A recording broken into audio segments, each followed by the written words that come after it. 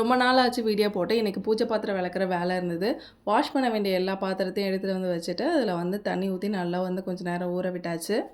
அது ஊறிட்டே இருக்கும்போது, அதுக்கு தேவையான லிக்விட ரெடி பண்ணிடலாம் அப்படின்னு சொல்லிட்டு, வாஷ் பண்ணுறதுக்காக 1 ஸ்பூன் அளவுக்கு சிட்ரிக் ஆசிட் எடுத்துட்டு, ஒரு 1/2 லெமன் மட்டும் புழிஞ்சு விட்டுட்டேன். அது கூட வந்து கொஞ்சமா வந்து சால்ட் ஆட் பண்ணிக்கிட்டேன். இது மாரி பண்ணும்போது, நம்ம வந்து அந்த அளவுக்கு கஷ்டப்பட்டு வந்து பாத்திரத்த வெளக்க தேவையில்ல. அதனால நான் வந்து இந்த மாதிரி ஃபஸ்ட்டே ரெடி பண்ணி வச்சுட்டு, நல்லா கரைச்சி விட்டுட்டு, அதுக்கப்புறம் தான் போட்டு ஸ்க்ரப் பண்ணியாச்சு.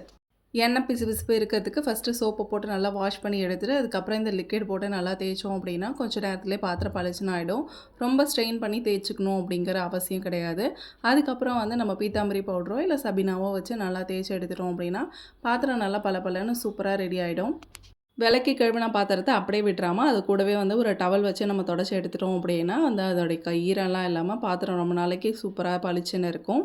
வெள்ளி பாத்திரத்துக்கு ஏதாவது வாஷிங் லிக்விட் போட்டு விளக்கிட்டு, அது ஆயில் பசைலாம் போனதுக்கப்புறம், அதில வந்து டவல் வச்சு தொடச்சிட்டு, அதுக்கப்புறம் நான் இந்த லிக்விட் தான் யூஸ் பண்ணுவேன். வெள்ளி பாத்திரம்லாம் நல்லா பளிச்சுன்னு வந்துரும். அந்த கரைலாம் எப்படி போயிடுச்சுன்னு பாருங்க. அவ்வளோதான் என்கிட்ட இருக்கிறதே கொஞ்சம் பாத்திரம் தான். அத சூப்பரா விளக்கி முடிச்சாச்சு. இதுக்கப்புறம் அடுத்த ஸ்டெப் தான். இதுக்கப்புறம் மஞ்சள் குங்குமம் வச்சு, அதுக்கப்புறம் வந்து பூஜை அறையில எடுத்து வச்சுட்டோம் அப்படின்னா, வேலை முடிஞ்சிரும்.